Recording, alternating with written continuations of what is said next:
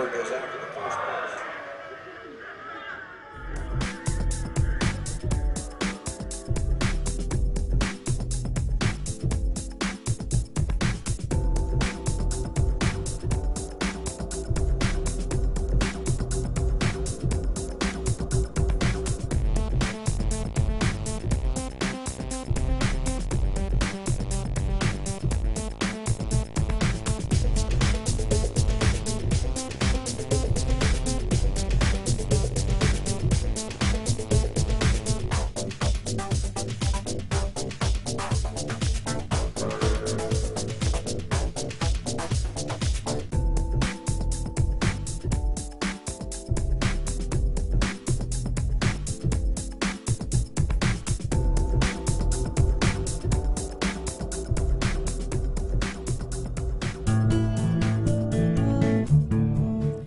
Maybe your first experience of putting money in the bank wasn't quite as heartwarming as this, but odds are, years later, you still refer to the balance showing on your bank account as being your money in the bank.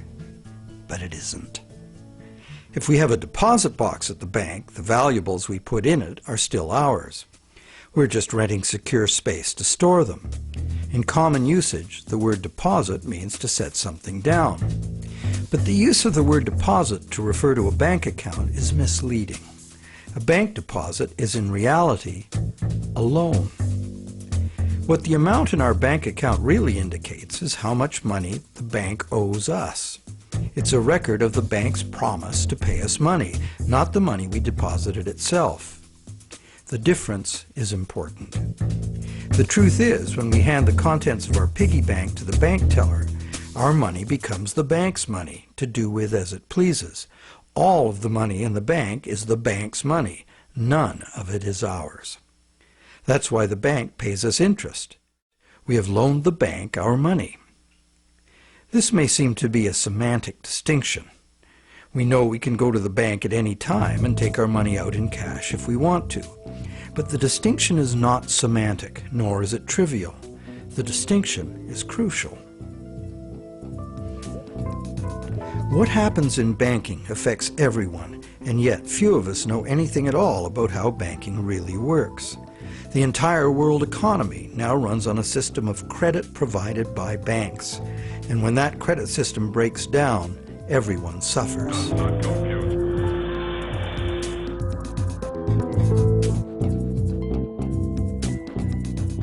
To make things worse, the explanations for these breakdowns offered by the experts never look at the root cause, namely, that other than cash and coins, which make up just 1 to 5% of money in circulation, all the money in existence today was created as the principal of a bank loan, with the banks requiring principal plus interest as so-called repayment. Not only does this make the existence of money entirely dependent on the existence of bank credit, it makes the system as a whole bankrupt by design, as total debits, principal plus interest, exceed total assets from the moment the first loan document is signed.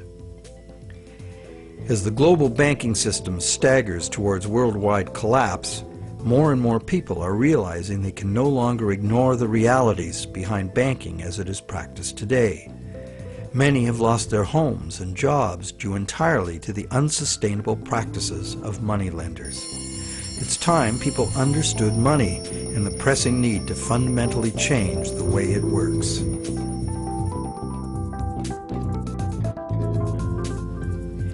Clarifying what the words used in banking really mean is the first step. Now that we know that a deposit is, in truth, a loan to a bank, the next question is, what is a loan that we take out from a bank? When we sign for a loan, we give the bank a pledge to pay the amount of the loan plus interest. In return, the bank credits our account in the same amount as this so-called loan. While we speak of the bank as having put the loan money into our account, in reality, the only thing the bank puts into our account is its promise to pay the money. What has actually happened is an exchange of promises. Neither party has delivered anything to the other except matching pledges of debt. So who is the borrower and who is the lender? The terms loan, lender, and borrower are all misleading. The truth is that the two parties have traded promises to pay and in the process created something called bank credit or checkbook money that can be legally spent as money. Bank credit can be spent because we, in our innocence, notice that each time we deposit into our account, it increases our balance by the same amount. In fact, unless we put something in, our account will be empty. Thus, it's a natural assumption that money in an account is money someone put in. The account is a promise to pay, not the money itself. In fact, a promise always indicates the absence of the item promised. Otherwise, why does it need to be promised? Now, because all bank accounts are just promises to pay, the bank and the borrower can simply exchange promises and, in the flash of a few keystrokes, a positive balance appears in the borrower's bank account without anyone putting existing money in. Now you know the real source of what we call a bank loan.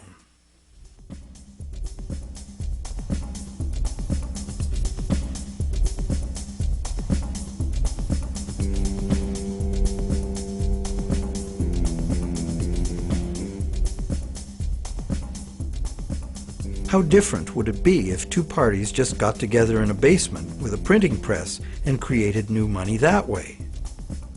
We intuitively understand the act of fraud called counterfeiting. In printing fake $100 bills, the counterfeiters also create new money out of thin air. Money gives us the ability to purchase the real goods and services of the world.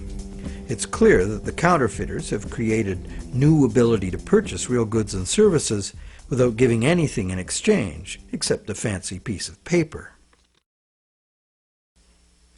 Counterfeiters get something for nothing directly at the expense of whoever gets caught with their counterfeit money. And if the counterfeit money is not discovered, it dilutes the money supply, stealing from everyone. Counterfeiting is a serious crime, and it is easy to understand why. It's cheating on a basic social agreement, thou shalt not steal. But taking a loan from a bank also creates new purchasing power. However, instead of being considered a form of theft, it is the very basis of our monetary system.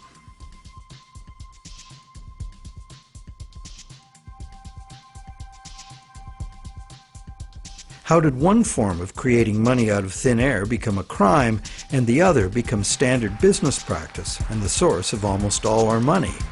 For this is what has happened. To understand how, we need to look at the history of the laws governing commerce. But before that, we need to understand the logic of the loan process itself.